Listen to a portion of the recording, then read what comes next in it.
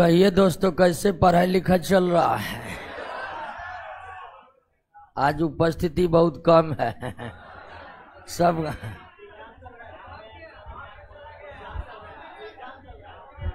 Exam क्या चल रहेगा, सब गया होगा गांधी घाट। ठीक है, हमको पता नहीं है कि ठीक है। चलिए, नया नया जब पटना आएगा तो जाएगा, पहले जीन्स खरीदेगा। ठीक है, जीन्स खरीदेगा, उसके बाद बैग खरीदेगा, और उसके बाद सबसे पहले चिड़ियाघर जाएगा नया नया। और उससे पहले तय करके आएगा कि वहां जा रहे हैं पढ़ने के लिए। अधिकांश हम जूनियर स्टूडेंट को देखते हैं, तय करके आए हैं कि पटना जाएंगे, पढ़ेंगे, 6 महीना बहुत है, नौकरी लेकर आएंगे। यहाँ आने के साथ ही पहले रूटीन बनाएगा कि पढ़ना कब है, जबकि घर से सोच कर आया है कि पढ़ने के लिए ही जा रहे हैं।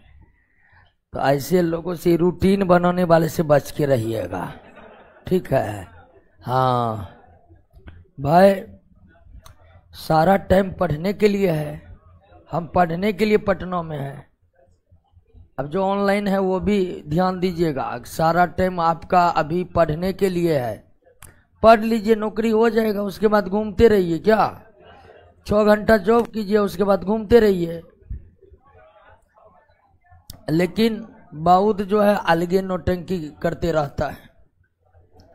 नौकरी नहीं होने का एकमात्र कारण पढ़ने में कमजोर है विद्यार्थी, ये नहीं है। ठीक है, आप भी जान लेते कि नौकरी नहीं हुआ है, पढ़ने में कमजोर होगा। नहीं, बहुत कारण है, बहुत कारण। कुछ से कुछ, कुछ से कुछ, कुछ में फंस गया। ठीक है, हाँ, बहुत को घूमने का ललक लग गया, वो घूम रहा है, उसको कुछ नहीं, झूठ मूठ का कंकर भाग जाएगा, गली से घूम के आएगा। कुछ को है गैंग में शामिल हो गया, गैंग में शामिल है, उसको लगता है कि नया नया उम्र है कि पूरा एकदम जो है स्वामी है। और जब उम्र ढल जाता है, गैंग भी छूट जाता है, तब पता चलता है कि हम तो कुछ नहीं है। पहला कारण घूमना, दूसरा कारण गैंग में शामिल। मार्केट में पटना में बहुत गैंग चलता है, और गैंग आपके अंदर इतना आत्मविश्वास भर देगा कि जो है सो हम ही है पटना में, कुछ है ही नहीं है, प्रशासन सब कुछ नहीं होता है। हाँ, तो ऐसे गैंग में भी फंस कर लास्ट में क्या होता है, नौकरी नहीं होता है। बाद में गांव जाएगा, समिति का इलेक्शन लड़ेगा, क्योंकि उसका औकात। हाँ, समिति वार्ड सदस्य, क्योंकि मुखियों का नॉमिनेशन देने लायक नहीं बचता है वो। तो ऐसी स्थिति से बच के रहना है।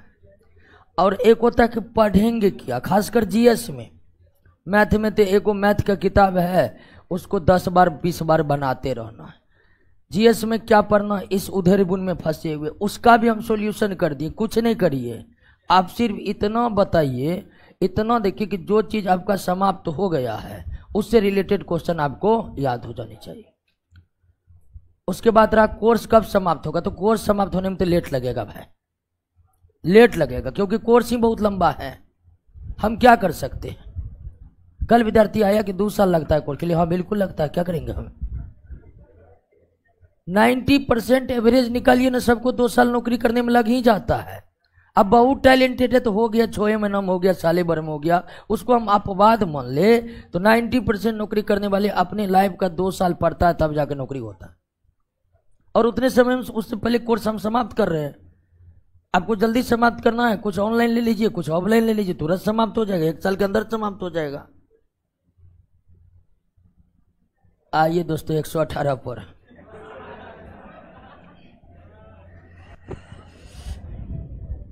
तो गैंग से बच के रहना है, घूमने से बच के रहना है, घूमने का भी आदत नहीं लगाना है। और तीसरा सबसे बड़ा, प्यार मोहब्बत। ठीक है, इसमें भी बहुत का जिंदगी हम बर्बाद देखे हैं। ठीक है, हाँ, झूठ मूठ का जिसका कोई औचित्य है ही नहीं, जो समाज में सिर्फ गंदगी फैलता है उससे, उसमें जाकर जो है आप अपने लाइफ को बर्बाद मत करिए। हाँ, अरे नौकरी होगा अपने, अच्छा जगह शादी होगा, मस्ती से रहिएगा क्या।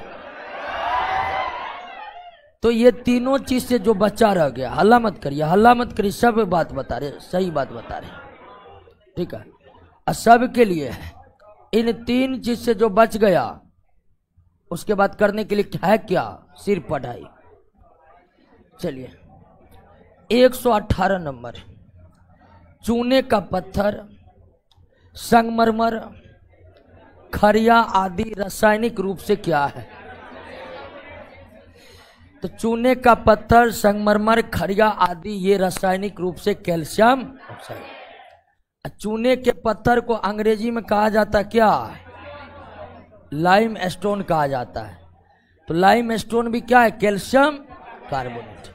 और ये पृथ्वी पर बहुत ज्यादा है, ऊपर पट्टी पर दो चीज बहुत ज्यादा है, एक सिलिका, सिलिका यानी सिलिकॉन डाइऑक्साइड को सिलिका कहते हैं, इसको आप रेत भी कह सकते हैं या बालू। पृथ्वी के ऊपर पट्टी पर ये बहुत ज्यादा मिलेगा आपको। और दूसरा चूना पत्थर यानी कैल्शियम कार्बोनेट। इन दोनों की उपस्थिति पृथ्वी के ऊपर पट्टी पर बहुत ज्यादा है। किसी भी अयस्क के, कोई भी अयस्क की जो प्राप्ति होती है ऊपर पट्टी से, ये दोनों उसमें मिला ही रहता। इसलिए प्रमुख गैंग के रूप में हम सिलिका और कैल्शियम कार्बोनेट। तो संगमरमर जो है वो भी कैल्शियम कार्बोनेट है, खरिया वो भी कैल्शियम कार्बोनेट, चूना पत्थर लाइम स्टोन तो है ही। क्विक लाइम तथा कली चूना किसका रासायनिक नाम है, कैल्शियम। और इसे कहा जाता बिना बुझा हुआ चूना, बिना बुझा हुआ चूना। क्विक लाइम कली चूना का रासायनिक नाम कैल्शियम ऑक्साइड है और इसे बिना बुझा हुआ चूना भी कहते हैं, बिना बुझा हुआ चूना भी कहते हैं। क्लियर। अगला, कैल्शियम ऑक्साइड को बिना बुझा हुआ चूना कहते हैं, बिल्कुल सही, अभी तुरंत देखे। कैल्शियम हाइड्रोक्साइड को बुझा हुआ चूना कहते हैं, बिल्कुल। बुझाने के लिए किसकी आवश्यकता है, जल की। बुझाने के लिए किसकी आवश्यकता है, तो बिना बुझा हुआ चूना पर जब हम जल डाल देते हैं तो अभिक्रिया के फलस्वरूप कैल्शियम हाइड्रोक्साइड बनता है, ठीक है। तो ये जो कैल्शियम हाइड्रोक्साइड है इसे बुझा हुआ चूना कहते हैं, ये भी सही है दोस्तों, दोनों कथन सही है। नेक्स्ट, चूने पत्थर को गर्म करने पर क्या प्राप्त होता है। हाँ, अगर आप कैल्शियम कार्बोनेट को गर्म करिएगा तो कैल्शियम ऑक्साइड और कार्बन डाई ऑक्साइड, और ये रिवर्सिबल रिएक्शन होता है। क्या होता है, रिवर्सिबल रिएक्शन, यानी ये टूट कर ये बनेगा, फिर ये दोनों अभिक्रिया करके ये बन जाता है, ठीक है ना। तो कैल्शियम ऑक्साइड को गर्म करने पर, कैल्शियम कार्बोनेट को गर्म करने पर कैल्शियम ऑक्साइड और कार्बन डाइऑक्साइड प्राप्त होते हैं और यह अभिक्रिया रिवर्सिबल होता है, उत्क्रमणीय होता है, दोनों दिशाओं में संपन्न होता है। यानी कि जिस टेम्परेचर पर कैल्शियम कार्बोनेट टूट कर कैल्शियम ऑक्साइड कार्बन डाइऑक्साइड बनाता है, उसी टेम्परेचर पर फिर ये दोनों मिलकर क्या बन जाते हैं, कैल्शियम कार्बोनेट। अब कहिएगा कि जब दोनों तरफ से रिएक्शन होगा तो ये समाप्त कैसे होगा। तो ऐसे रिएक्शन जो रिवर्सिबल होते हैं उसको संपन्न कराने के लिए उत्पाद को जल्दी जल्दी यहाँ से क्या करना पड़ता है, हटाना पड़ता है। या अगर दो उत्पाद है तो एक को हटा लीजिएगा, रिवर्सिबल रिएक्शन क्या हो जाएगा, रुक जाएगा। क्या हो जाएगा, रुक जाएगा। और ये चूना, आप जो मार्केट से चूना का ढेले खरीद कर लाते हैं वो क्या है, कैल्शियम ऑक्साइड। वो ढेला क्या है, कैल्शियम ऑक्साइड, और उसको कैल्शियम कार्बोनेट गर्म करके तैयार किया जाता है। और ध्यान दीजिए कि कैल्शियम कार्बोनेट को गर्म करने पर जो कार्बन डाइऑक्साइड भी बनता है तो ये कार्बन डाइऑक्साइड को वातावरण में डायरेक्ट नहीं छोड़ा जाता है, ये कार्बन डाइऑक्साइड को स्टोर करके दे दिया जाता है किस कंपनी को, यूरिया कंपनी को। क्योंकि यूरिया निर्माण के लिए दो कच्चा पदार्थ चाहिए, अमोनिया तथा कार्बन डाइऑक्साइड। तो अधिकांश चूना बनाने वाली जो कंपनियां हैं भट्ठी लगाते हैं उसी के आसपास जहां यूरिया कंपनी हो, क्योंकि वे कार्बन डाइऑक्साइड को डायरेक्ट भेज देंगे इस कंपनी के पास। इससे दो फायदे होंगे, वातावरण में जाने से ये रुक जाएगा जिससे प्रदूषण कम होगा, और दूसरा यूरिया कंपनी को फ्री में कार्बन डाइऑक्साइड मिल जाएगा। मकानों को सफेदी करने में किसका इस्तेमाल होता है? तो मार्केट से हम क्या लाते हैं खरीद, फिर सफेदी करने से पहले उसे किस में डालते हैं, तब जाकर क्या बनता है, और इसी से हम सफेदी करते हैं। तो हम चूना बनाने के लिए खरीद कर लाते हैं यही कैल्शियम ऑक्साइड जो बिना बुझा हुआ चूना है, और यूज करने के लिए उसमें जल में डाल देते हैं, जिससे क्या बनता है, कैल्शियम हाइड्रोक्साइड। तो तमाम जैसे कि पान के साथ, खैनी के साथ, गुटखा के साथ घर के सफेदी करने में जो चूना इस्तेमाल होता है वो किस रूप में इस्तेमाल होता है, कैल्शियम हाइड्रोक्साइड के रूप में होता है, कैल्शियम हाइड्रोक्साइड के रूप में होता है, कैल्शियम हाइड्रोक्साइड के रूप में होता है। नेक्स्ट, लाइमस्टोन, अभी तुरंत बताए, calcium carbonate. Limestone calcium carbonate Hindi नाम है चूना पत्थर। Plaster of Paris, plaster of Paris का दोनों फार्मूला ए बी और बी। अब देखिए प्लास्टर ऑफ पेरिस में क्या है कि एक कैल्शियम सल्फेट अणु के साथ आधे जल के अणु रहते हैं। एक कैल्शियम सल्फेट अणु के साथ आधे जल के अणु रहते हैं। तो अगर हम कैल्शियम सल्फेट को 2 कर दे तो जल को पूरा आधा आधा एक हो जाएगा। तो प्लास्टर ऑफ पेरिस में एक कैल्शियम सल्फेट अणु के साथ आधे जल के अणु रहते हैं।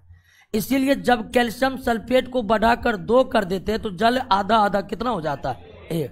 इसलिए आप इस तरह से भी लिख सकते हैं और इस तरह से भी लिख सकते हैं प्लास्टर ऑफ पेरिस को, प्लास्टर ऑफ पेरिस को। और प्लास्टर ऑफ पेरिस का नाम प्लास्टर ऑफ पेरिस इसलिए पड़ा क्योंकि यह पहली बार पेरिस में ही बना था और इसका इस्तेमाल प्लास्टरिंग कार्यों में किया जाता था। लेकिन जैसे ही सीमेंट का आविष्कार हुआ इसका प्लास्टरिंग मटेरियल के रूप में यूज होना बंद हो गया, अब दूसरे कैटेगरी में इसका यूज होता है। जिप्सम 993, जिप्सम को 393 केल्विन, 393 केल्विन कितने डिग्री सेल्सियस के बराबर होगा? केल्विन में आप 273 घटा लीजिए तो वो क्या बन जाएगा, डिग्री सेल्सियस बन जाएगा, और डिग्री सेल्सियस में 273 जोड़ दीजिए तो वो केल्विन में बन जाएगा। केल्विन एसआई मात्रक है, डिग्री सेल्सियस प्रचलित मात्रक है। जिप्सम को 393 केल्विन से अधिक गर्म करने पर यह पूर्ण रूप से निर्जलीय होकर कैल्शियम सल्फेट बनाता है। अब देखिए जिप्सम कैल्शियम सल्फेट के साथ जब 2 जल के अणु लगे हो, कैल्शियम सल्फेट के साथ, कैल्शियम सल्फेट के साथ जब 2 जल के अणु लगा हो तो इसे भी क्या कहते हैं, जिप्सम। और पृथ्वी के ऊपर पट्टी पर यह भी पर्याप्त मात्रा में उपलब्ध है, हर जगह नहीं है लेकिन पर्याप्त मात्रा में है, इसलिए जिप्सम को भी बनाने की जरूरत नहीं है, यह प्राकृतिक तौर पर पृथ्वी के ऊपर पट्टी पर भरे पड़े हैं। तो अगर हम जिप्सम को 393 या 120 डिग्री सेल्सियस से हल्का भी गर्म करेंगे तो यह पूरी तरह से निर्जलीय, निर्जलीय मतलब सारा जल का बाहर निकल जाना, ये आपको बन जाएगा कैल्शियम सल्फेट, और सारा जल इसका बाहर निकल हो जाएगा, और सारा जल का बाहर निकलना ही क्या कहलाया। तो ये बिल्कुल सही कथन है।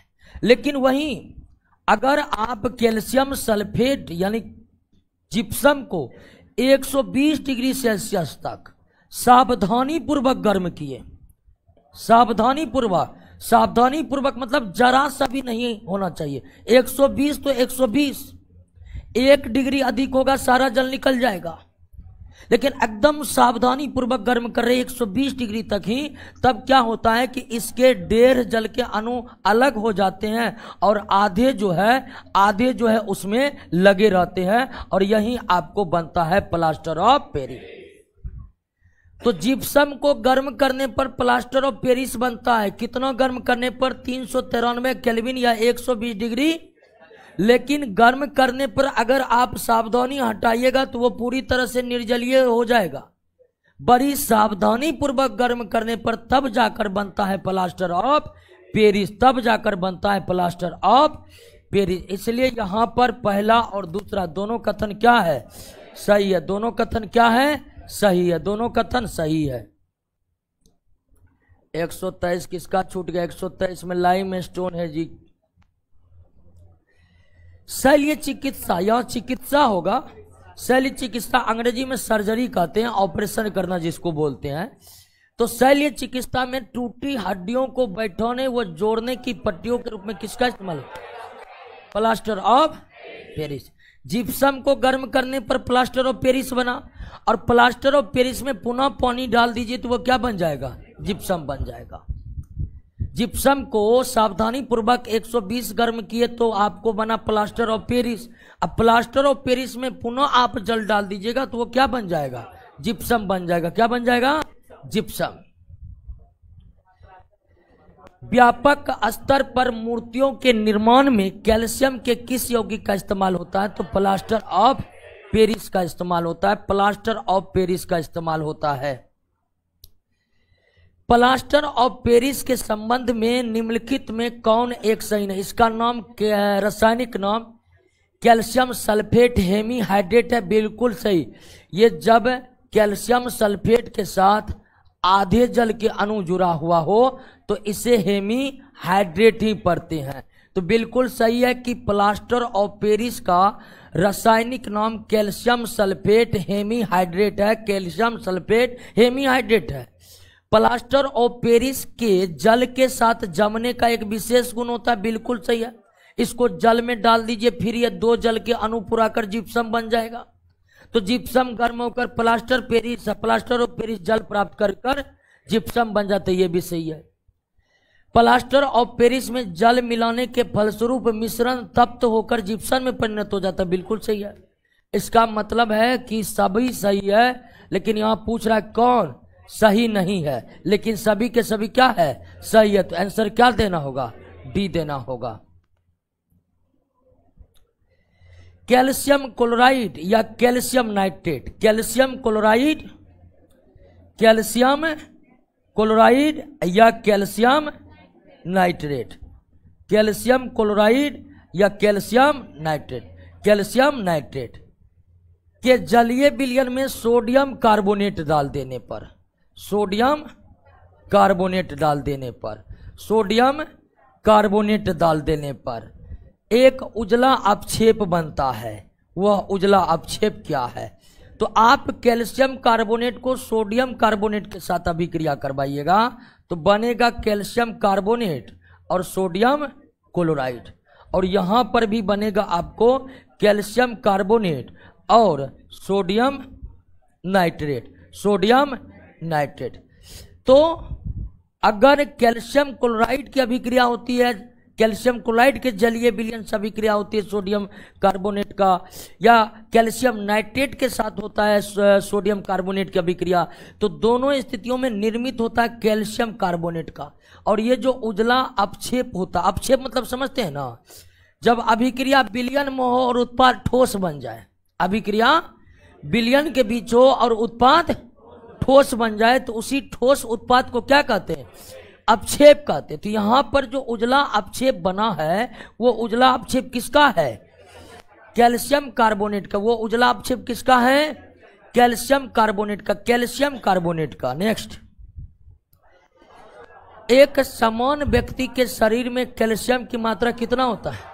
1200 ग्राम होता है। जितने भी खनिज लवणों की आवश्यकता है, जितने भी खनिज लवणों की आवश्यकता मानव शरीर को है, उसमें सबसे ज्यादा आवश्यकता किसका है? कैल्शियम का। और सबसे ज्यादा कैल्शियम हमारे शरीर में जो है वह कैल्शियम फॉस्फेट के रूप में है। किस रूप में है? कैल्शियम फॉस्फेट के रूप में है। हड्डी और दांतों में कैल्शियम ऐसा खनिज लवण है जिसकी कमी शरीर में प्रत्यक्ष रूप से पता चलता है। तो पौधा को सबसे ज्यादा जो खनिज लवण चाहिए वो नाइट्रोजन है, और मानव को जो खनिज लवण सर्वाधिक चाहिए वो कैल्शियम है। और मानव शरीर में कैल्शियम की सबसे ज्यादा उपयोगिता कैल्शियम फॉस्फेट के रूप में है। कैल्शियम फॉस्फेट हमारे हड्डी और हमारे दांतों का दांतों का सबसे मुख्य अवयव है। शरीर में उपस्थित कुल कैल्शियम का लगभग 99% भाग किसमें है? और हड्डी और दांतों में कैल्शियम किस रूप में है? कैल्शियम फॉस्फेट के रूप में है। किस रूप में है? कैल्शियम फॉस्फेट के रूप में है। कैल्शियम फॉस्फेट के रूप में है। नेक्स्ट, निम्नलिखित में कौन एक सही नहीं है? कैल्शियम ऑक्साइड जल के बीच की अभिक्रिया उष्माक्षेपी होती है। बिल्कुल, ये अभिक्रिया हम देखें, अगर कैल्शियम ऑक्साइड को जल के साथ अभिक्रिया कराते हैं तो कैल्शियम हाइड्रोक्साइड बनता है और क्या बनता है? उष्मा। ये अभिक्रिया आप घर में भी कभी देखे होंगे कि चूना को पानी में डालते ही पानी के अंदर इतना उष्मा निकलता है कि पानी कुछ देर के लिए उबलने लगता है। तो पानी कुछ देर के लिए इसलिए उबलने लगा क्योंकि उत्पाद के रूप में उष्मा भी प्राप्त हुआ। तो चूने को पानी में डालने पर जो रिएक्शन होते हैं वह उष्माक्षेपी होते हैं। क्यों? तो इसमें उष्मा निकलता है, इसलिए उष्माक्षेपी होते हैं। ऐसी रासायनिक अभिक्रिया जिसमें उष्मा निकलता है उसे उष्माक्षेपी कहते हैं, उसे उष्माक्षेपी कहते हैं। कैल्शियम ऑक्साइड एक एम्फोटेरिक ऑक्साइड है। कैल्शियम ऑक्साइड एक एम्फोटेरिक ऑक्साइड है? बिल्कुल नहीं दोस्तों। एम्फोटेरिक ऑक्साइड के रूप में आपको बताए थे aluminium oxide, zinc oxide, lead oxide, beryllium oxide, इसी के बारे में बताए थे। कोई भी कैल्शियम एक क्षारीय मृदा धातु है, तो क्षारीय धातु और क्षारीय मृदा धातु के ऑक्साइड और हाइड्रोक्साइड दोनों हमेशा क्षारीय होगा। एम्फोटेरिक कौन होते हैं? एल्युमिनियम ऑक्साइड या एल्युमिनियम हाइड्रोक्साइड एम्फोटेरिक हो सकता है। Zinc oxide zinc hydroxide amphoteric है। Lead oxide lead hydroxide amphoteric है। Beryllium oxide beryllium hydroxide amphoteric है। लेकिन कैल्शियम एक क्षारीय मृदा धातु है। वर्ग 1 के क्षारीय धातु और वर्ग 2 के क्षारीय मृदा धातु के ऑक्साइड और हाइड्रोक्साइड हमेशा हमेशा क्षारीय प्रकृति को होते हैं। एम्फोटेरिक ने, एम्फोटेरिक समझ रहे हैं ना आप, उभयधर्मी। ऐसे ऑक्साइड जो अम्लीय क्षारीय दोनों गुणों का प्रदर्शन करे उसे क्या कहते हैं? तो ये गलत है दोस्तों, ये क्या है आपका? गलत है, यही गलत है। कैल्शियम ऑक्साइड एम्फोटेरिक नहीं बल्कि क्या होते हैं? कैल्शियम ऑक्साइड जल के लिए बहुत अधिक प्रीति होते हैं, मतलब वो जल से बहुत तेजी के साथ अभिक्रिया करते। बिल्कुल, इसलिए इसका उपयोग शुष्क कारक के रूप में, यानी कि कोई भींगे हुए सतह को हटाने के लिए किया जाता है, भींगे हुए सतह को सुखाने के लिए किया जाता है। तो भींगे सतह को सुखाने के लिए किया जाता है, यही गुण क्या कहलाता है? शुष्क कारक, नमी को हटाना। तो जहां कहीं भी नमी है हम चूना छिड़क देते हैं, तुरंत नमी को यह सोख कर बना देता है कैल्शियम हाइड्रोक्साइड और पानी, यह नमी गायब। तो नमी हटाने की प्रक्रिया ही क्या कहलाता है? शुष्क कारक। तो सी भी सही है। कैल्शियम ऑक्साइड अमोनियम क्लोराइड से अभिक्रिया करके अमोनिया गैस निकालता है, बिल्कुल सही है। कैल्शियम का मुख्य अयस्क कौन है जिससे कैल्शियम धातु का निष्कर्ष? वो है कैल्शियम क्लोराइड। कैल्शियम और कैल्शियम क्लोराइड से कैल्शियम की प्राप्ति आप जानते हैं किस विधि से होता है? विद्युत और विद्युत अपघटन बताए हुए हैं। और जब ऐसे कंपाउंड का विद्युत अपघटन होता है तो धातु हमेशा प्राप्त होते कहां पर? कैथोड पर। क्लोराइड का क्लोरीन या ऑक्साइड का ऑक्सीजन कहां निकलता है? एनोड पर। क्लियर? कोई दिक्कत नहीं। तो कैल्शियम धातु, कैल्शियम का मुख्य अयस्क कैल्शियम क्लोराइड है जिसके विद्युत अपघटन से कैल्शियम की प्राप्ति होती है। और कैल्शियम क्लोराइड का विद्युत अपघटन करेंगे तो कैल्शियम कहां प्राप्त होगा? कैथोड पर प्राप्त होगा। कहां प्राप्त होगा? हाइड्रोलिथ यानी CaH2, नाइट्रोलियम CaN2। तो हाइड्रोलिथ तथा नाइट्रोलियम निम्नलिखित में किस धातु, किसके बारे में पूछा है? तो इसमें कौन धातु है? कैल्शियम। हाइड्रोजन और नाइट्रोजन तो अधातु है। तो हाइड्रोलिथ यानी CaH2 और नाइट्रोलियम यानी कि CaN2 में मुख्य धातु कौन है? कैल्शियम है। हाइड्रोलिथ का इस्तेमाल हाइड्रोजन गैस की तुरंत प्राप्ति के लिए होता है। अगर हम हाइड्रोलिथ को गर्म करेंगे तो हमें हाइड्रोजन गैस की प्राप्ति होगी। तो जहां कहीं भी हाइड्रोजन गैस की तुरंत थोड़ी थोड़ी आवश्यकता होती है वहां पर क्या रखा जाता है? हाइड्रोलित को रखा जाता है, हाइड्रोलित को गर्म करिए, हाइड्रोजन गैस तुरंत निकल जाएगा। और ये जो नाइट्रोलियम देख रहे हैं, इसका इस्तेमाल फर्टिलाइजर उर्वरक बनाने में किया जाता है। नाइट्रोलियम का इस्तेमाल किस रूप में? उर्वरक के रूप में होता है। किस रूप में? नेक्स्ट, डोलोमाइट का सूत्र CaCO3 और MgCO3। इस डोलोमाइट का उपयोग एस्बेस्टस बनाने में होता है। एस्बेस्टस घर बनाने में जो इस्तेमाल होता है, जिसको गांव में एल्वेस्टर कहा जाता है। तो डोलोमाइट जो है वो कैल्शियम कार्बोनेट मैग्नीशियम कार्बोनेट का संयुक्त रूप है। कैल्शियम फॉस्फेट का इस्तेमाल किस रूप में होता है? टूथपेस्ट के रूप में। हमारे दांतों में जो प्रमुख अवयव है वो कैल्शियम फॉस्फेट ही है। हड्डियों का जो मुख्य अवयव है वो कैल्शियम फॉस्फेट है। तो कैल्शियम फॉस्फेट का उपयोग टूथपेस्ट बनाने में किया जाता है, बहुत कम मात्रा में किया जाता है, ठीक है ना।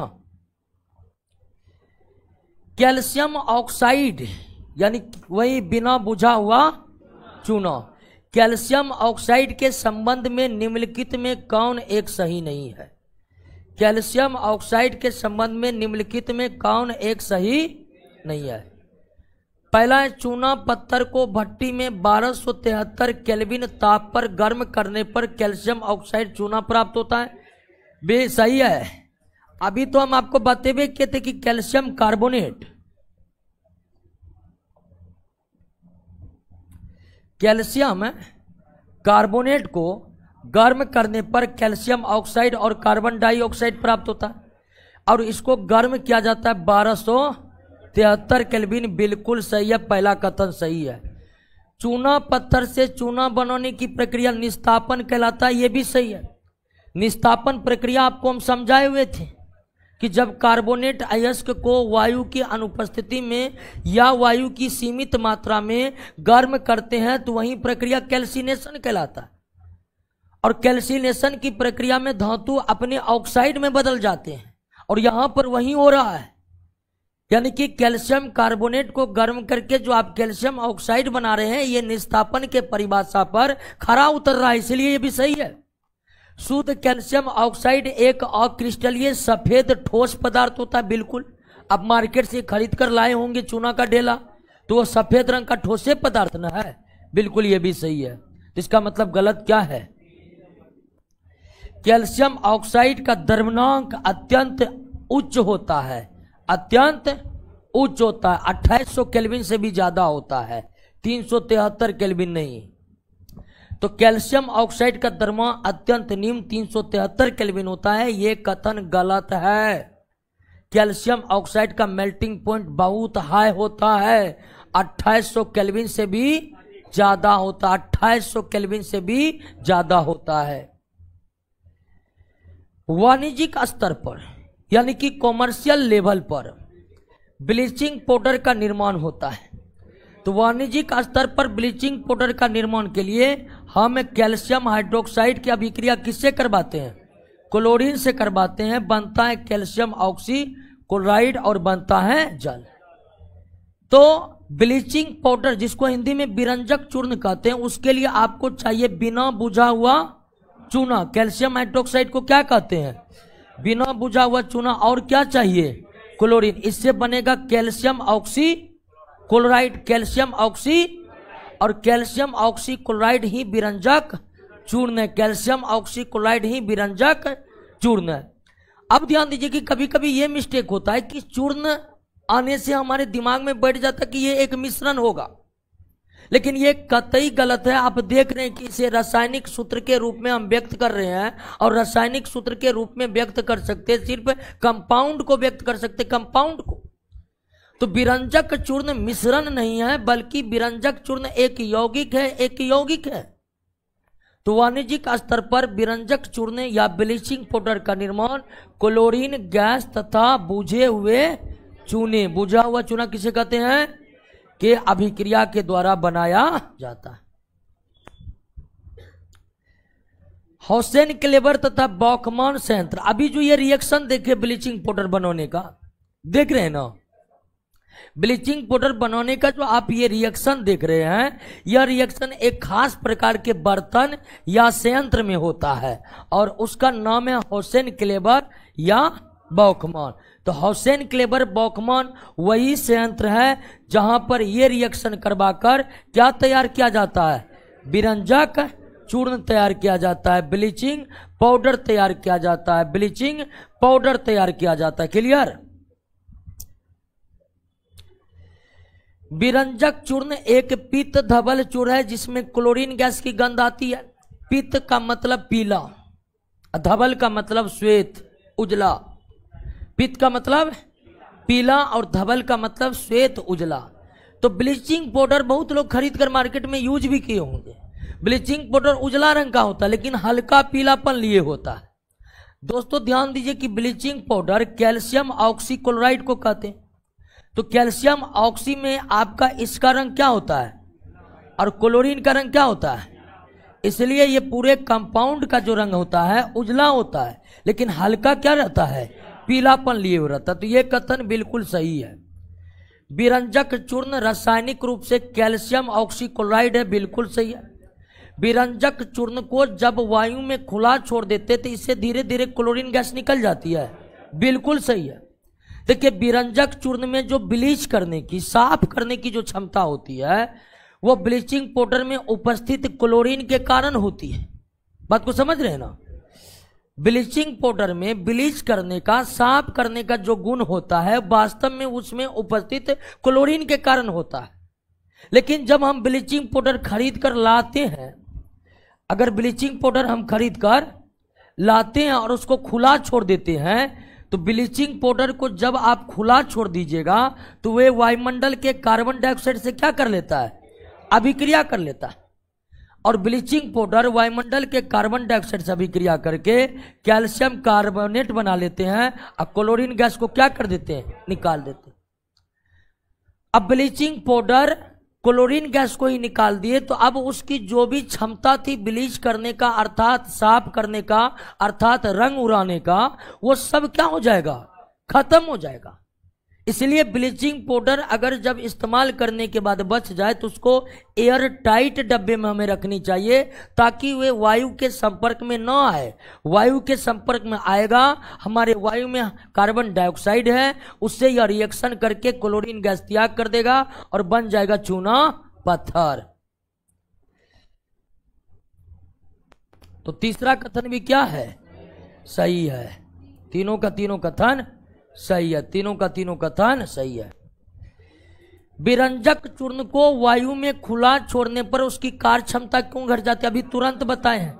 यह कार्बन डाइऑक्साइड से अभिक्रिया कर क्लोरीन गैस का क्या कर देता है, त्याग कर देता है। कार्बन डाइऑक्साइड से अभिक्रिया करके क्लोरीन गैस का त्याग कर देता है। बिरंजक चूर्ण का उपयोग, ब्लीचिंग पाउडर का उपयोग पीने के जल को रोगाणु रहित करने के लिए तो होता ही होता है। रासायनिक उद्योग में उपचायक के रूप में होता है। उपचायक का मतलब ऑक्सीकारक, उपचायक का मतलब oxidising agent, oxidising agent, oxidising agent. तो इस रूप में भी किया जाता है। वस्त्र उद्योग में कपास एवं सन, सन भी एक रेशे वाली फसल है। भारत में प्रमुख रेशे वाली फसल सन हो गया, जूट हो गया, कपास हो गया। तो इन सभी कामों में ब्लीचिंग पाउडर का इस्तेमाल किया जाता है, इन सभी कामों में ब्लीचिंग पाउडर का इस्तेमाल किया जाता है। क्लियर।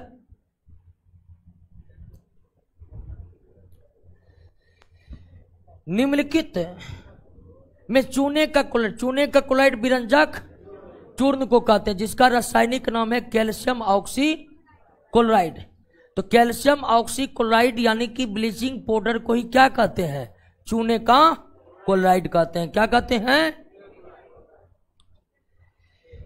अब इसमें कौन गलत है दोस्तों, ए गलत है।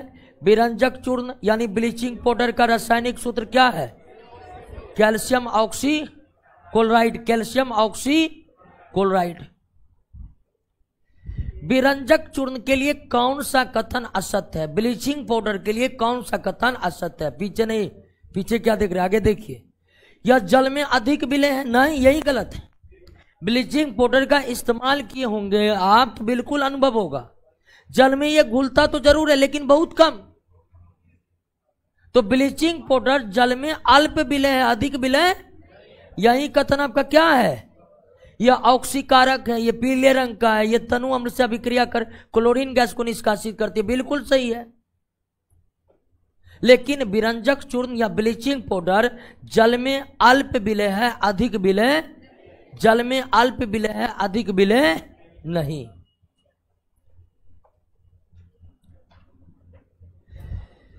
कैल्शियम धातु के निष्कर्षण में कैल्शियम क्लोराइड में कैल्शियम फ्लोराइड मिलाया जाता है। अभी तुरंत इससे पहले हम पढ़े थे कि कैल्शियम क्लोराइड का विद्युत अपघटन करके हमें कैल्शियम प्राप्त होता है। कहां पर? कैथोड पर, और क्लोरीन प्राप्त होता है एनोड पर। क्लियर? कैल्शियम प्राप्त होता है कैथोड पर और क्लोरीन प्राप्त होता है एनोड पर। और विद्युत अपघटन आप जान चुके हैं, धातु हमेशा कहां निकलेगा? कैथोड पर ही निकलेगा। धातु हमेशा कहां निकलेगा? तो आप जानते हैं कि विद्युत अपघटन करने के लिए पदार्थ को द्रव अवस्था में परिणत करना पड़ता है या जलीय विलयन बनाना पड़ता है। आप इसका जलीय विलयन नहीं बना सकते। क्यों? तो ये जल में घुलता नहीं है कि इसका जलीय विलयन बनेगा। तो इसका विद्युत अपघटन करने के लिए इसको पिघलाना पड़ेगा, और पिघलाने की प्रक्रिया में इसका मेल्टिंग पॉइंट बहुत ज्यादा होता है, इसलिए पिघलाने में बहुत ज्यादा ऊर्जा खर्च करनी पड़ेगी आपको। तो कैल्शियम क्लोराइड से कैल्शियम प्राप्त करने के लिए कैल्शियम क्लोराइड को पिघलाने में बहुत ज्यादा ऊर्जा खर्च पड़ेगी। इससे बचने के लिए इसमें थोड़ा क्या मिला दिया जाता है? कैल्शियम फ्लोराइड, जिसको फ्लोर एस्पार भी कहते हैं। और ये कैल्शियम फ्लोराइड या फ्लोर एस्पार कैल्शियम क्लोराइड में मिलकर इसके द्रव्यमान को क्या कर देता है? घटा देता है। इसके मेल्टिंग पॉइंट को क्या कर देता है? घटा देता है। मेल्टिंग पॉइंट घटने से हमें कम ऊर्जा खर्च करने में पड़ना पड़ता है। इससे क्या होता है? कैल्शियम प्राप्त करने की विधि सस्ती हो जाती है। एस्बेस्टोस, कैल्शियम, और आपको इससे पहले बताया कि डोलोमाइट CaCO3 और MgCO3, ये है आपका क्या? डोलोमाइट। और इसी का इस्तेमाल एस्बेस्टस बनाने में किया जाता है। तो एस्बेस्टस बनाने में जो डोलोमाइट का इस्तेमाल किया जाता है, इसमें मुख्य रूप से क्या क्या है? कैल्शियम है और मैग्नीशियम है। कैल्शियम और मैग्नीशियम है। नेक्स्ट, आयरन के संबंध में निम्नलिखित में कौन एक सही नहीं है? आयरन के संबंध में उपयोग में लाई जाने वाली धातुओं में आयरन का उपयोग सर्वाधिक होता है, बिल्कुल सही है। आयरन भूपर पट्टी पर प्रचुर मात्रा में पाई जाने वाली दूसरी धातु है, बिल्कुल। पहली कौन है और दूसरी कौन है? आयरन अभिक्रियाशील नहीं होने के कारण प्रकृति में मुक्त अवस्था में पाए जाते हैं, बिल्कुल ये गलत है। आप जानते हैं कि मुक्त अवस्था में कॉपर पाए जाते हैं, चांदी पाए जाते हैं, सोना पाए जाते हैं, प्लेटिनम पाए जाते हैं। क्या इसके अलावा और कोई मुक्त अवस्था में पाए जाते? नहीं। लोहा अभिक्रियाशील है और यह प्रकृति में मुक्त अवस्था में नहीं पाए जाते हैं। मुक्त अवस्था में पाए जाने वाले धातु कॉपर है, चांदी है, सोना है, प्लेटिनम है। कॉपर है, चांदी है, सोना है, प्लेटिनम है। तो यही कथन क्या है? भूपर पट्टी पर आयरन सल्फाइड के रूप में पाए जाते हैं, बिल्कुल। आयरन पायराइट को ही आयरन सल्फाइड कहते हैं। आयरन ऑक्साइड, बिल्कुल। आयरन का जो प्रमुख अयस्क है हेमाटाइट, वो कैसा अयस्क है? ऑक्साइड। उसके बाद कार्बोनेट के रूप में भी पाए जाते हैं। तो ये कथन भी सही है, लेकिन ये जो कारण कि आयरन अभिक्रियाशील नहीं होने के कारण मुक्त अवस्था में पाए जाते, ये सरासर गलत है। आयरन अभिक्रियाशील है और ये वातावरण के ऑक्सीजन से ही अभिक्रिया करता है। अंतर यही है कि ये मध्यम अभिक्रियाशील है, सोडियम पोटेशियम की तरह ये तेजी से अभिक्रिया नहीं करता है। आयरन का निष्कर्षण सबसे प्रमुख अयस्क कौन है? जिससे हेमाटाइट। Haematite, haematite. आयरन किस खनिज से आयरन का निष्कर्षण नहीं किया जाता है? पायराइट से। यानी कि हम मैग्नेटाइट और सीडेराइट से भी आयरन को प्राप्त कर सकते हैं। मैग्नेटाइट और सीडेराइट से भी आयरन की प्राप्त कर सकते हैं, लेकिन भूपर पट्टी पर इसकी उपलब्धता न के बराबर है। तो हम मैग्नेटाइट और सीडेराइट से आयरन प्राप्त कर आयरन के डिमांड को पूरा नहीं कर सकते हैं। इसलिए सबसे ज्यादा आयरन का जो अयस्क पृथ्वी के भूपर पट्टी पर मौजूद है वो आपका कौन है? हेमाटाइट। सबसे ज्यादा जो अयस्क ऊपर पट्टी पर मौजूद है वो आपका हेमाटाइट है। लेकिन आयरन पायरेट से आयरन निकालने की विधि अत्यधिक खर्चीली होगी और इसमें आयरन की मात्रा भी बहुत कम होगी, इसलिए इससे आयरन को निकाला जाना संभव। लोहे के अयस्क हेमाटाइट में प्रमुख गुण कौन होता है? सिलिका भी होता है, कैल्शियम कार्बोनेट होता है, चिकनी मिट्टी होता है। इनमें से सभी, काट के लिखिए सभी।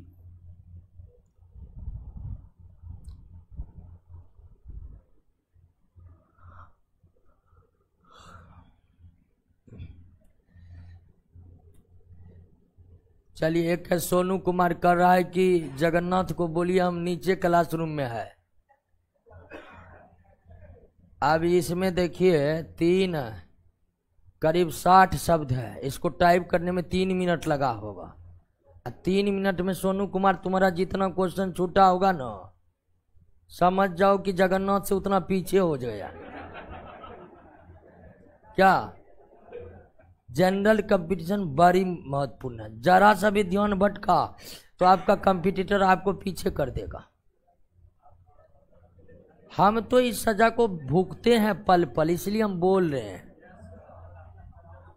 ठीक है। हेमाटाइट रासायनिक रूप से क्या है? Fe2O3।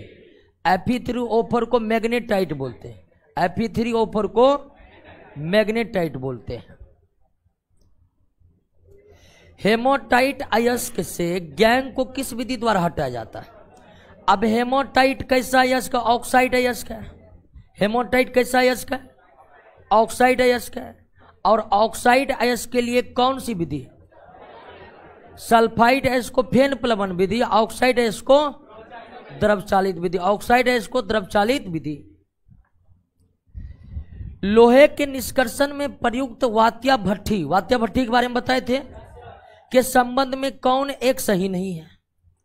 वात्या भट्टी में हेमाटाइट अयस्क के ऑक्सीकरण के फलस्वरूप आयरन प्राप्त होता है।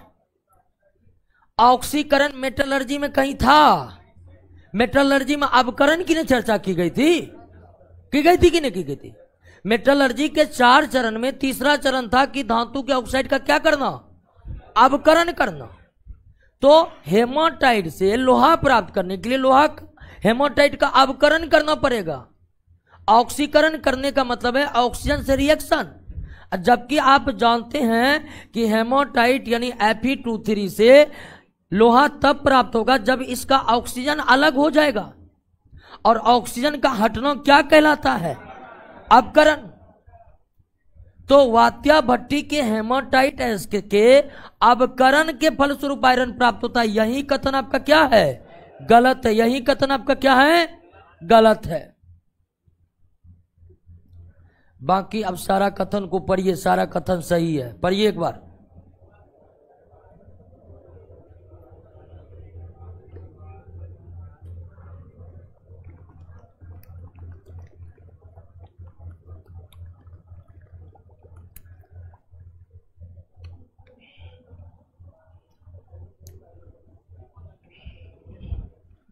सही है। वात्या भट्टी के बारे में चलिए, इसमें जो है ना, इसका सही उत्तर सी होगा। रिएक्शन वात्या भट्टी का बताए थे, हो गया है ना, इसका रिएक्शन सी होगा, मतलब 1 4 2 3 5 होगा।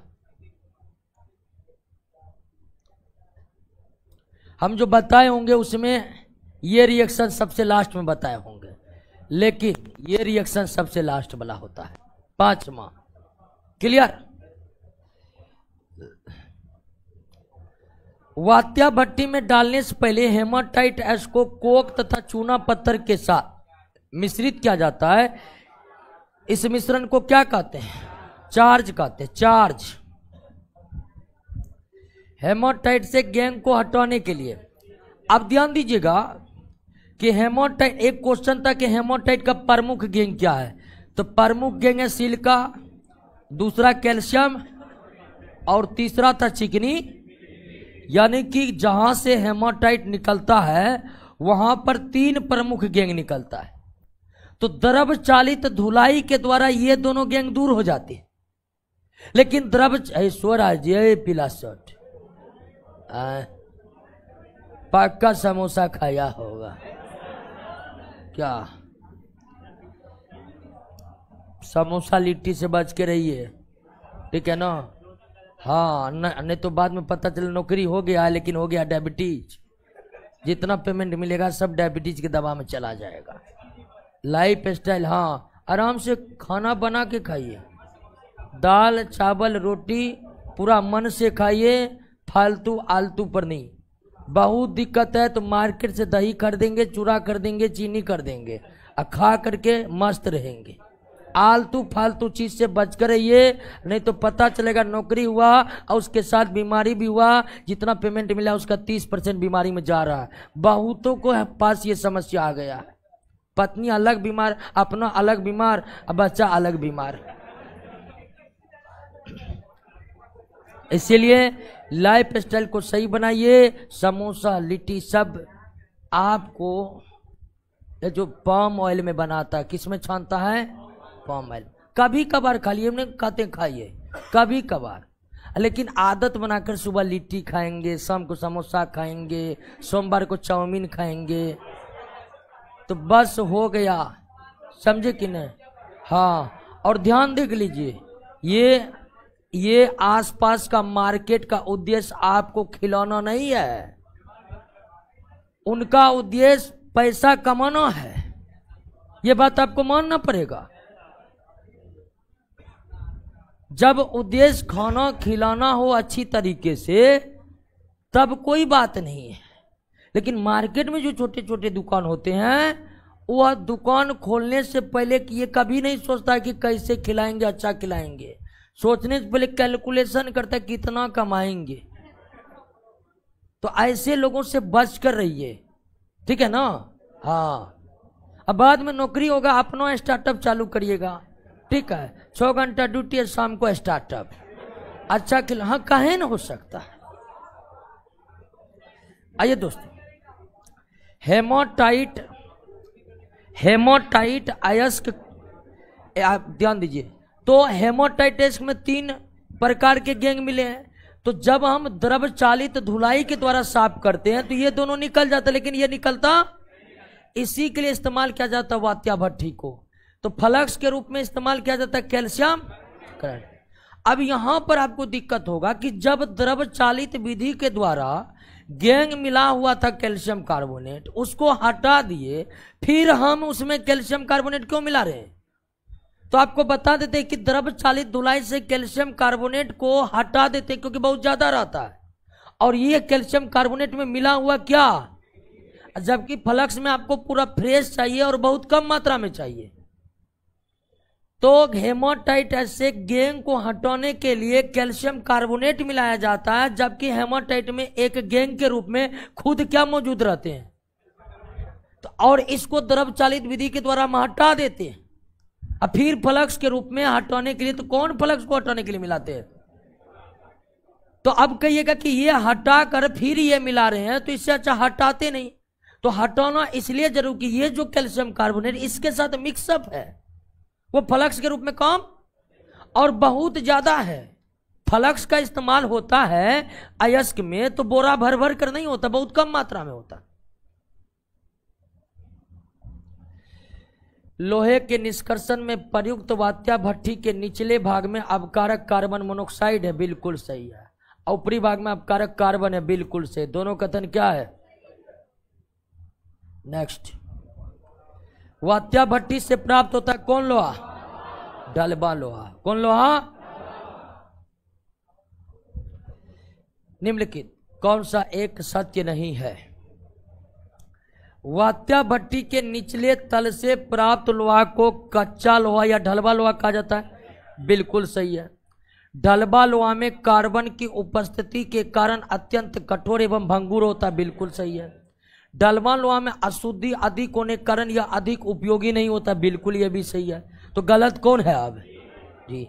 ढलबा लोहा में कार्बन की मात्रा 2.4 2.5 से 4% होता है, 2.5 से 4% होता है, 2.5 से 4% होता है। ढलबा लोहा में कार्बन की मात्रा 2.5 से 4% होता है। ढलबा लोहा से पिटबा लोहा किस विधि से? पडलिंग विधि से। ढलबा से पिटबा लोहा की प्राप्ति पडलिंग विधि से होता है। ढलबा से पिटबा लोहा की प्राप्ति पडलिंग विधि से। पिटबा लोहा में कार्बन की मात्रा 0.12 से लेकर 0.25। ढलबा लोहा में 2 से 5। इस्पात में 0.2 से 1.5। हेमाटाइट से लोहा प्राप्त करने में चूना पत्थर का उपयोग किस रूप में? फ्लक्स के रूप में। चूना पत्थर का उपयोग फ्लक्स के रूप में। और किस गैंग को हटाने के लिए चूना पत्थर फ्लक्स के रूप में इस्तेमाल होता है? सिलिका। हेमाटाइट से किस गैंग को हटाने के लिए फ्लक्स के रूप में कैल्शियम कार्बोनेट का इस्तेमाल होता है? तो वो कौन है? सिलिका है। कौन है? निम्नलिखित में किसके द्वारा वात्या भट्ठी में लौह ऑक्साइड का अवकरण होता है? किसके द्वारा? Carbon monoxide. अंतिम में हेमाटाइट कार्बन मोनोऑक्साइड के साथ ही अभिक्रिया करके लोहा और कार्बन डाइऑक्साइड बनाया था। तो वात्या भट्ठी में लौह ऑक्साइड, और लौह ऑक्साइड कहने का तात्पर्य यहाँ पर हेमाटाइट से है, का अवकरण किसके द्वारा हुआ था? तो कार्बन मोनोऑक्साइड। अवकरण वह प्रक्रिया है जिसमें यौगिक से ऑक्सीजन को विस्थापित किया जाता है। ऑक्सीजन को विस्थापित किया जाता है। तो ऑक्सीजन विस्थापित करने में यहां पर कौन काम कर रहा है? कार्बन मोनोऑक्साइड काम कर रहा है। कौन काम कर रहा है? नेक्स्ट, निम्नलिखित कथनों पर विचार कीजिए। सफेद ढलबा लोहा में कार्बन की अधिकांश मात्रा संयुक्त अवस्था में रहती, सही है। अब भूरा ढलबा लोहा में कार्बन की अधिक मात्रा ग्रेफाइट के सूक्ष्म रबों के रूप में संपूर्ण पिंड में वितरित रहती है, बिल्कुल सही है। ये तो आप जान गए कि वात्या भट्ठी से प्राप्त लोहा ढलबा लोहा होता है, पिग आयरन होता है, जिसमें कार्बन की मात्रा 2.5 से 4% होता है। अब ढलबा लोहा भी दो तरह का होता है, सफेद ढलबा लोहा और यानी वात्या भट्ठी से जो लोहा प्राप्त होता है उसकी भी ढलबा लोहा प्राप्त होता है। वो ढलबा लोहा भी दो प्रकार के होते हैं, सफेद ढलबा लोहा और सफेद ढलबा लोहा का रंग सफेद होता है, भूरा ढलबा लोहा का रंग भूरा ब्राउन कलर का होता है। तो ये अलग अलग अवस्था में कार्बन के रूप में है, यानी इसमें कार्बन है जबकि इसमें कार्बन का अपर रूप ग्रेफाइट है। हरा कशिश फेरस सल्फेट को कहते, किसको कहते हैं? हाँ, इसमें गलत है। फेरस सल्फेट में कितने जल के अणु होते हैं? 7 जल के अणु होते हैं। फेरस सल्फेट में जल के कितने अणु लगे होते हैं?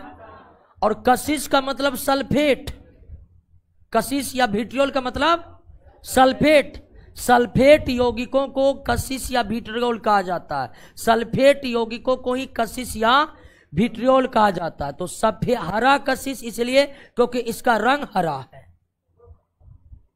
निम्नलिखित में किसे झूठा सोना या बेवकूफों का सोना कहा जाता है? आयरन और आयरन सल्फाइड को आयरन पायराइड्स भी कहा जाता है। आयरन सल्फाइड को आयरन पायराइड्स भी कहा जाता है। आयरन पायराइड्स भी कहा जाता है। आयरन पायराइड्स भी कहा जाता है। आयरन सल्फाइड कहिए या आयरन पायराइड्स के, ये बात बराबर है। और इसे झूठे या बेवकूफों का सोना इसलिए कहा जाता है, इसका रंग पीला होता है, जो सोने की तरह चमकते होते हैं। बस स्टैंड पर आप चेन सब खरीदे होंगे, एकदम पीले पीले चेन रगड़ेगा, कहेगा देख क्या असली सोना, और आप भी एकदम सोने सोना। वही है आयरन पायराइड्स। बस स्टैंड पर चेन सब खरीदे है ना, अब कम बिकता है क्या? अब तो जो बस स्टैंड पर बिकता है वो ऑनलाइन बिक रहा है। 168। आयरन के किस यौगिक का उपयोग कटे स्थान से खून का बहाव रोकने के लिए? Ferric chloride. किसका? फेरिक क्लोराइड का। खून के रक्त स्राव को रोकने के लिए पोटास एलम का भी इस्तेमाल होता है।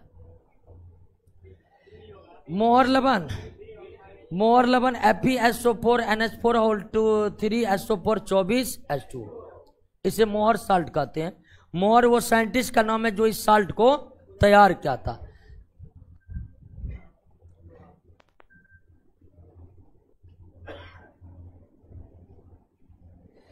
निम्नांकित में किस धातु की अधिक मात्रा की उपस्थिति के कारण मनुष्य को सिडरोसिस नामक बीमारी हो जाती है?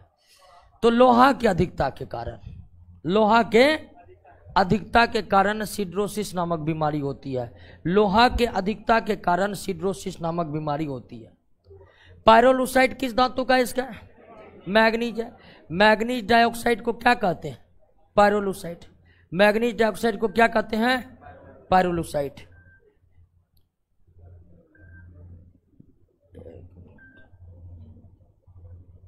हाँ सर, आज छोड़ दीजिए सर, अभी तो क्लास में। ठीक ठीक है, आइए दोस्त। अरे हल्ला मत करो, अरे हल्ला का कर। गहरा जामुनी यौगिक, गहरा जामुनी यौगिक जो एंटीसेप्टिक, एंटीसेप्टिक जैसे डिटॉल सेवलोन का इस्तेमाल करते हैं ना, एंटीसेप्टिक वो दवाई है जो सूक्ष्मजीव के वृद्धि को रोकता है या आइए तो कौन है आपका? Potassium permeate. पोटेशियम परमेट, इसे लाल दवा भी कहा जाता है। क्या कहा जाता है इसे? लाल दवा भी कहा जाता है। हाँ देखिए, लाल दवा के रूप में किससे जाना जाता है? Potassium permanganate.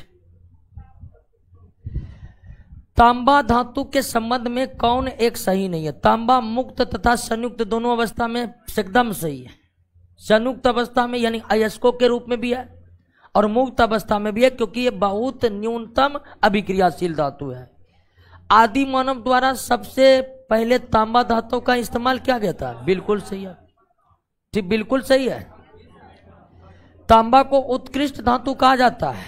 बिल्कुल, तांबा की जो उपयोगिता है उसके कारण उसे उत्कृष्ट धातु कहा जाता है।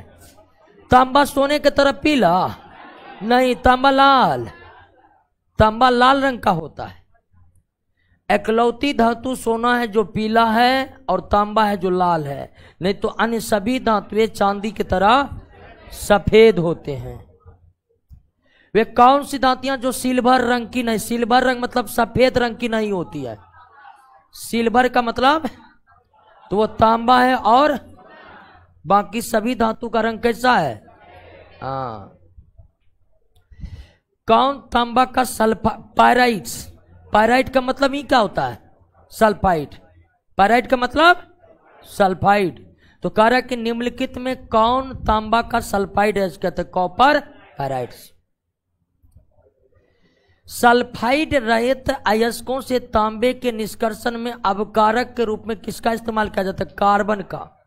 ठीक है, कॉपर ऑक्साइड को कार्बन के साथ अभिक्रिया कराकर कॉपर प्राप्त कर सकते हैं। तो ये जो कार्बन है यहां पर काम कर रहा है किस रूप में? अवकारक के रूप में। किस रूप में काम कर रहा है? अवकारक के रूप में। सल्फाइड रहित अयस्कों से तांबे का निष्कर्षण में अवकारक के रूप में कार्बन का इस्तेमाल होता है, कार्बन का इस्तेमाल होता है। सल्फाइड अयस्क अर्थात कॉपर पायराइट CuFeS2, सल्फाइड अयस्क अर्थात कॉपर पायराइट से तांबे का निष्कर्षण करना कठिन है। क्यों? इस अयस्क में आयरन सल्फाइड मुख्य अशुद्धि के रूप में रहता है। ये बताए थे, पूरा डिटेल में बताए थे कि कॉपर पायराइट से कॉपर को प्राप्त करना कितना कठिन है, और इसी कठिन के कारण भारत अपने मांग की कॉपर बाहर से आयात करता है। तो इस अयस्क में आयरन सल्फाइड मुख्य अशुद्धि के रूप में बिल्कुल सही है। तांबे में लोहे के अपेक्षा गंधक के साथ संयोग करने की प्रवृत्ति अधिक है, ऑक्सीजन के साथ कम। बिल्कुल, ये भी एक कठिनाई है। अयस्क को हवा में गर्म करते समय कॉपर सल्फाइड की अपेक्षा आयरन सल्फाइड ही शीघ्र ऑक्साइड में परिणत हो जाता है और कॉपर ऑक्साइड फेरस सल्फाइड से अभिक्रिया कर कॉपर सल्फाइड में बदल जाता है। बिल्कुल सही है। यानी कि अगर हम कॉपर पायराइट से कॉपर की प्राप्ति करें तो हमें 3 प्रमुख कठिनाइयों का सामना करना पड़ता है, और ये 3 प्रमुख कठिनाई इतनी ज्यादा है कि आज भी भारत अपने डिमांड के अनुसार कॉपर को पैदा नहीं कर पाता है, उन्हें कॉपर के लिए बाहरी देशों पर निर्भर रहना पड़ता है। और वो 3 कठिनाई कौन है, ये सब है। क्लास में भी जब कॉपर को डिस्कस कर रहे थे इसके बारे में बड़ी डिटेल चर्चा हम किए थे। निम्नलिखित पर विचार कीजिए। कॉपर सल्फाइड फेरस सल्फाइड के मिश्रण को कॉपर मेटे कहते हैं, बिल्कुल सही है।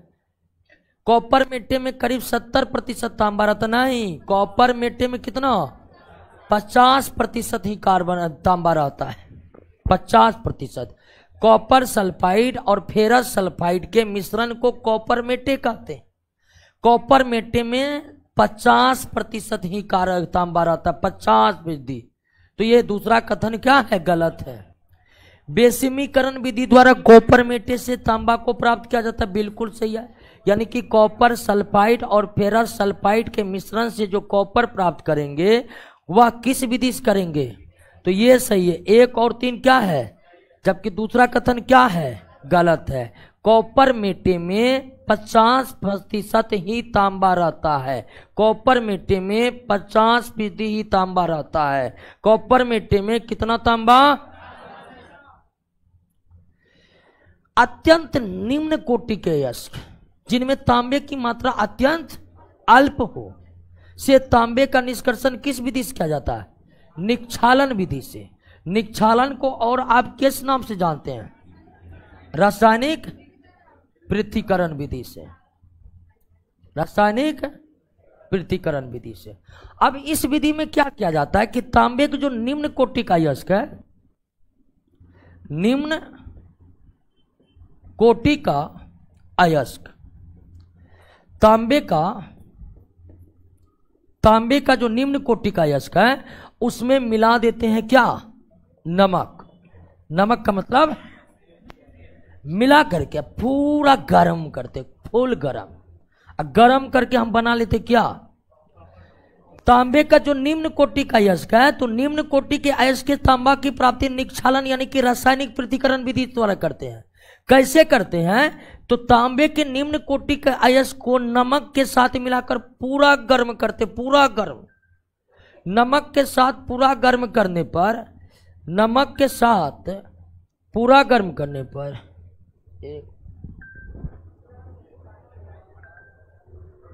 हेलो, हाँ ठीक से बैठना नहीं, हाँ हाँ क्लास में ठीक है, हम फ्री बात फोन कर।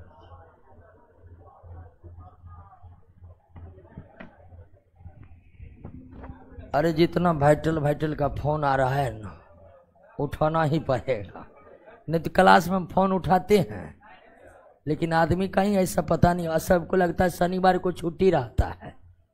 वैसे हमको जो जानता पहचानता फोन नहीं करता है, समझता है बहुत अल्टर आदमी है। हाँ तो क्लास नहीं लिए, क्लास लेते हैं तो 100% लेते हैं। ऐसा है कभी देखे हैं कि क्लास लेने आए वैसे खींच दिए, या तो नहीं लेते हैं, क्लास लेते हैं तो 100% करके जाते।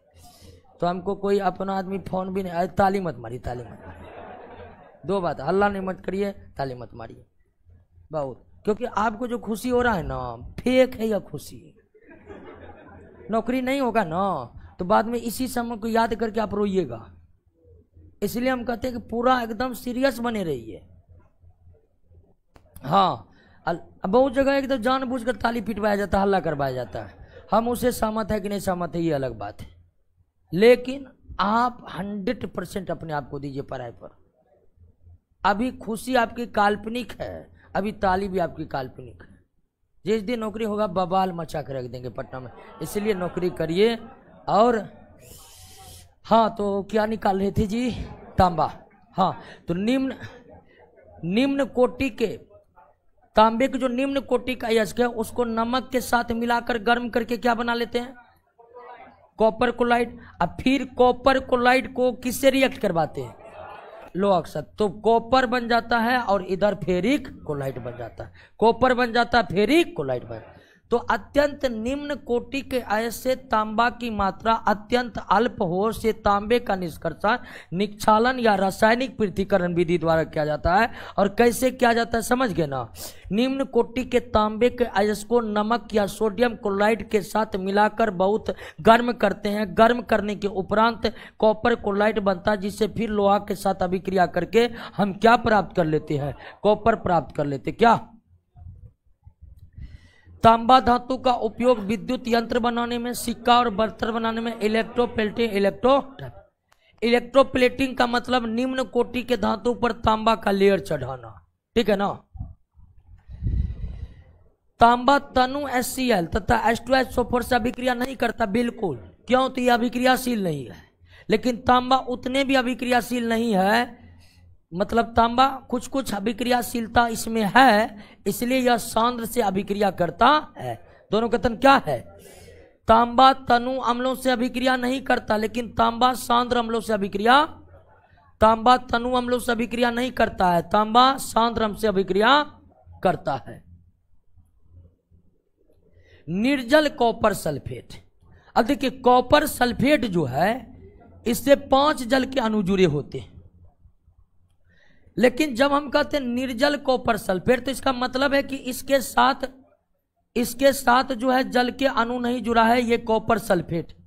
निर्जल का मतलब बिना जल का, और कॉपर सल्फेट में कितने जल के अणु जुड़े रहते हैं? 5। और जब निर्जल बोलते हैं तो मतलब उसमें जल के अणु जुड़ा नहीं है। को जब जल में डाला जाता है तो वो जल की प्राप्ति कर लेता है। और कॉपर सल्फेट का रंग कैसा?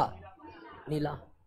तो निर्जल कॉपर सल्फेट को जल में डालिएगा, वे जल के अणु को प्राप्त कर लेगा। और आप जानते हैं कि जो कॉपर सल्फेट है उसको नीला कशिश भी कहते हैं, क्योंकि उसका रंग नीला है। और कशिश का मतलब क्या? सल्फेट।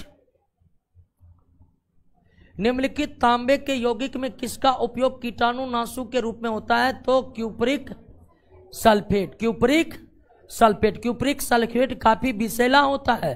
क्यूपरिक सल्फेट, इसको तुतिया भी बोलते हैं। क्या बोलते हैं? तुतिया भी बोलते हैं। और इसे नीला कशिश भी बोलते हैं, नीला कशिश भी बोलते हैं।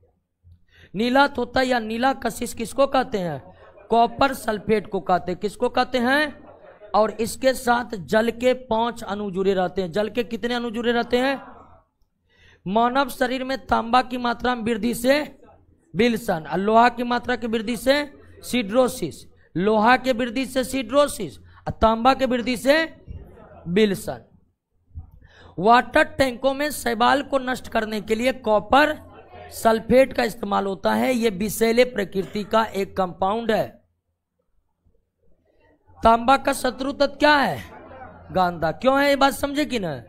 क्योंकि कॉपर पायराइड से कॉपर निकालने में कॉपर को सबसे ज्यादा जो धोखा देता है वो कौन? गंधक। हम जानते हैं कि कॉपर अभिक्रियाशील नहीं है, यह अभिक्रिया नहीं करता है, लेकिन पता नहीं गंधक से क्या दोस्ती है, कॉपर को ये मिलता है सबसे तेजी से अभिक्रिया करने लगता है। इसलिए तांबा का शत्रु तत्व किसको कहा जाता है? गंधक को। तुतिया। कॉपर सल्फेट को ही क्या कहा जाता है? तुतिया कहा जाता है। कॉपर सल्फेट को ही क्या कहा जाता है? तुतिया। कैलोरीमीटर से उष्मा का मापन किया जाता है। जैसे थर्मामीटर से तापमान का, तो कैलोरीमीटर से उष्मा का मापन किया जाता है। थर्मामीटर से तापमान का, थर्मामीटर से टेम्परेचर मापा जाता है, और कैलोरीमीटर से हीट मापा जाता है। टेम्परेचर और हीट अलग अलग भौतिक राशियां हैं। और तारित चालक, वही घर के ऊपर, बड़े बड़े भवन के ऊपर जो लगाए जाते हैं बिजली से बचने के लिए, तो दोनों किससे बनाए जाते हैं? तांबा से। निम्नलिखित में कौन एक जस्ते का अयस्क है? जस्ते का अयस्क नहीं है। टेनोराइट है। कौन है? टेनोराइट नहीं है। लेकिन टेनोराइट किसका है? टेनोराइट टीन का होगा क्या? नहीं जी, टेनोराइट टीन का नहीं है, किसी का है, अभी हमको याद नहीं है। आगे बढ़ जाते हैं। निम्नलिखित में किन 2 प्रमुख अयस्कों से जस्ते का निष्कर्षण किया जाता है? जस्ते का निष्कर्षण जिंक ब्लेंड और कैलामाइन। जिंक ब्लेंड सल्फाइड अयस्क है, और कैलामाइन कार्बोनेट अयस्क है। इन्हीं दोनों से किया जाता है, जिंक ब्लेंड या कैलामाइन से। सर्प के विष में कितना % जी? 0.1 से 6% जंक। ठीक है। सर्प के विष में जस्ता की मात्रा 0.1 से लेकर 0.4। मलहम क्रीम आदि बनाने में किसका? जिंक ऑक्साइड, फिलोस्फर उल। जिंक ऑक्साइड को कहते हैं फिलोस्फर उल। सफेद थोथा जिंक सल्फेट, ठीक है। लिथोफोन गलत है। जिंक सल्फाइड और बेरियम सल्फेट के मिश्रण को क्या कहते हैं? लिथोफोन कहते हैं। जिंक सल्फाइड और बेरियम सल्फाइड के मिश्रण को क्या कहते हैं? लिथोफोन कहते हैं। क्या कहते हैं? लिथोफोन कहते हैं। जिंक सल्फाइड बेरियम सल्फेट के मिश्रण को क्या कहते हैं? लिथोफोन कहते हैं। लिथोफोन कहते हैं। क्लियर? लकड़ी की वस्तुओं को कीड़ों से बचाने के लिए उस पर किसका लेपन किया जाता है? जिंक क्लोराइड का। जिंक क्लोराइड का लाल टाइप का होता है, जिसको कहते हैं प्राइमर मार देना। निम्नलिखित में कौन एक यौगिक स्फुरदीप्ति का गुण? स्फुरदीप्ति का गुण किसमें है? जिंक सल्फाइड का। स्फुरदीप्ति समझ रहे हैं ना?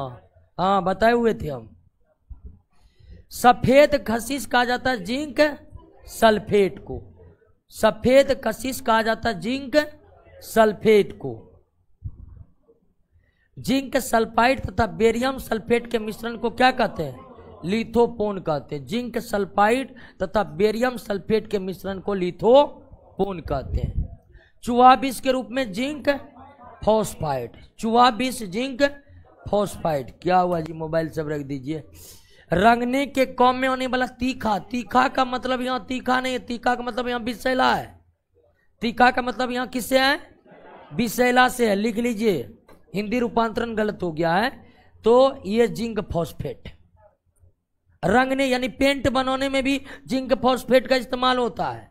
और ये तीखा का मतलब काफी विषैला, जिसी कारण से चूहा विष बनाए जाते हैं। धातु जो गर्म सोडियम हाइड्रोक्साइड के विलयन से अभिक्रिया कर हाइड्रोजन गैस देता है वो जिंक है। और दूसरा कौन है? एल्युमिनियम। देखिए, सोडियम हाइड्रोक्साइड एक प्रकार का क्या है? भस्म है। क्या है? भस्म है, बेस है। और धातु बेस से अभिक्रिया नहीं करते। धातु बेस से अभिक्रिया, लेकिन दो धातु है जो अभिक्रिया करते, एक एल्युमिनियम, दूसरा जिंक। सोडियम हाइड्रोक्साइड भस्म है और धातु अम्लों से तो अभिक्रिया करते हैं, लेकिन धातु भस्मों से अभिक्रिया नहीं करते हैं। लेकिन दो धातु है, एक एल्युमिनियम और दूसरा जिंक, जो अम्लों से भी अभिक्रिया करके हाइड्रोजन गैस त्याग करते हैं और जो भस्मों से भी अभिक्रिया करके हाइड्रोजन गैस का त्याग करते हैं। क्लियर?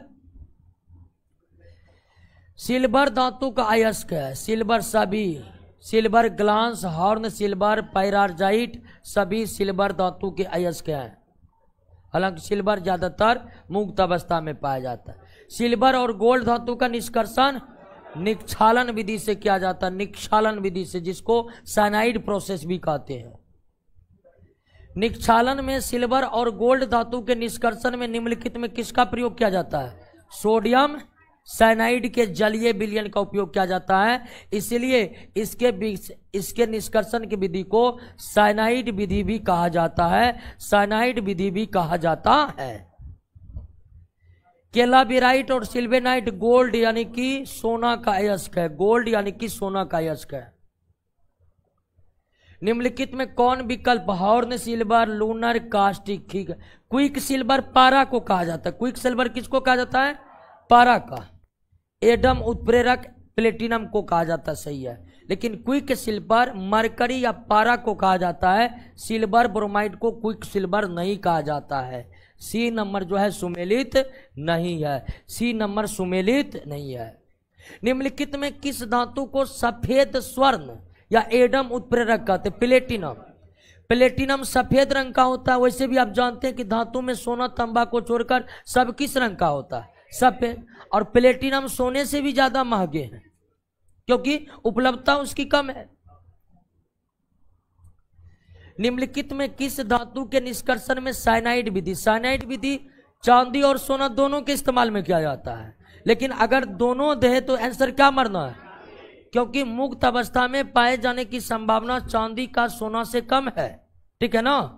तो चांदी जो है उसका कोई अकेला खान नहीं होता है।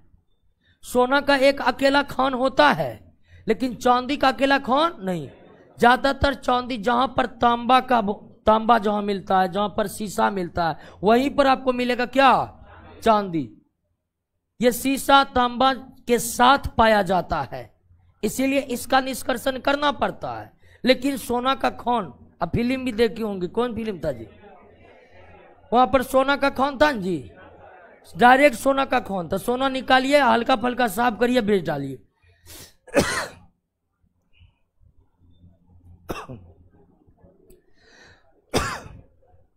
चांदी का निष्कर्षण किससे किया जाता है? सिल्वर सल्फाइड को अर्जेंटाइड कहते हैं। हालांकि चांदी ज्यादातर मुक्त अवस्था में ही पाए जाते हैं, निष्कर्षण करने की बहुत कम आवश्यकता पड़ती है। मतदान के समय मतदाताओं को उंगली पर निशान लगाने के लिए सिल्वर नाइट्रेट और सिल्वर नाइट्रेट इसलिए लगाया जाता है कि उसका निशान तबे मिटेगा जब वहां की कोशिकाएं मिट जाएगी। अब जानते हैं त्वचा के ऊपरी परत पर लगातार नए नए कोशिकाएं बनते रहते हैं, तो एक बार लगा दिया गया वो तभी मिटेगा जब वहां का सेल मृत हो जाएंगे। तब तक नहीं मिटेगा जब तक सेल मृत नहीं हो जाते। इसीलिए बहुत देखे मतदान देखे रगड़ छोड़ा देंगे, मिटेगा ही नहीं जब तक कोशिका मृत नहीं हो जाएंगे, तब तक नहीं मिला। कोशिका मृत होने में कम से कम 24 घंटा और 24 घंटा मतदान समाप्त। सिल्वर नाइट्रेट को सामान्यतः रंगीन बोतलों में रखा जाता है। दोस्तों सिल्वर नाइट्रेट जो है ना, अगर सिल्वर नाइट्रेट पर प्रकाश पड़ गया, क्या पड़ गया, तो यह अपघटित हो जाता है, यानी सिल्वर और नाइट्रेट में बदल जाता है। तो सिल्वर नाइट्रेट को रंगीन बोतल में इसलिए रखा जाता है ताकि वो किससे बचे रहे, और प्रकाश से बचे रहे, और प्रकाश से में यह अपघटित ना हो। निम्न कौन सा यौगिक सूर्य के प्रकाश में अपघटित होता है? सिल्वर का सब यौगिक।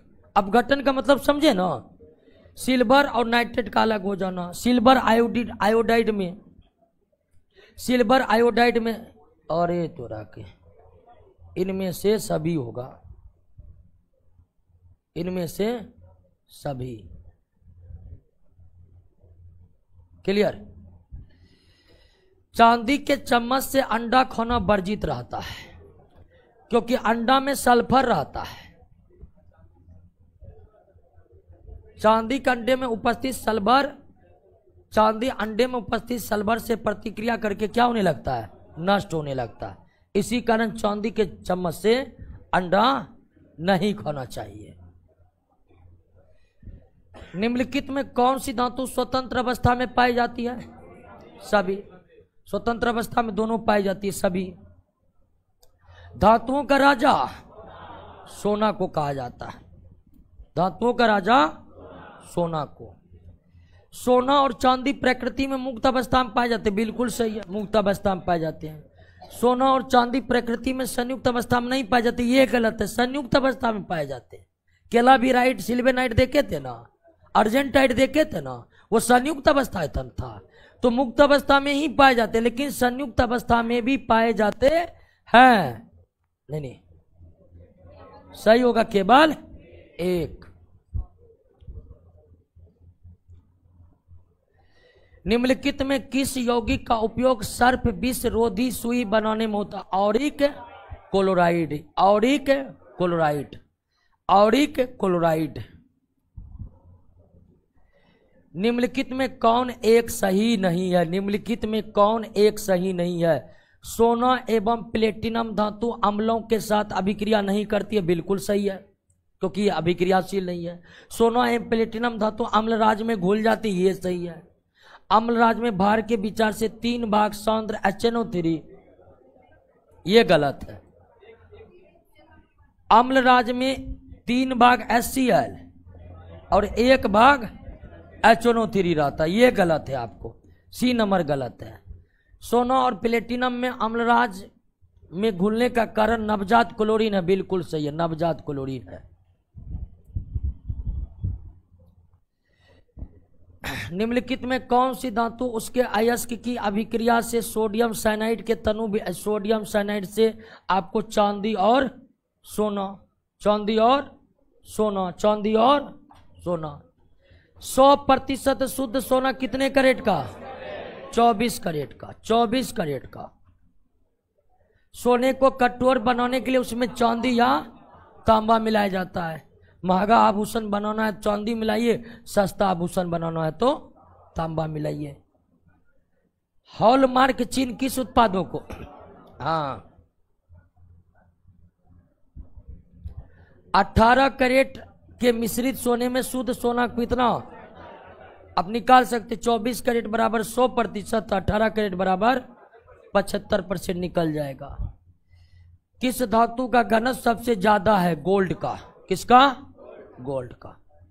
रहने दीजिए यहां तक। कितना बचा है अब?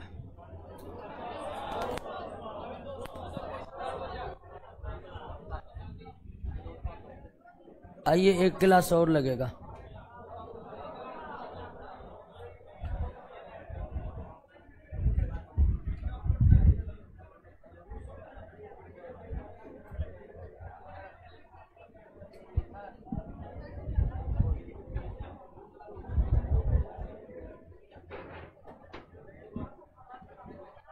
चलिए, सावन में मीठ खाते हैं, काहिल गड़बड़ सरबर बोल रहे हैं। सावन में देखते तक नहीं।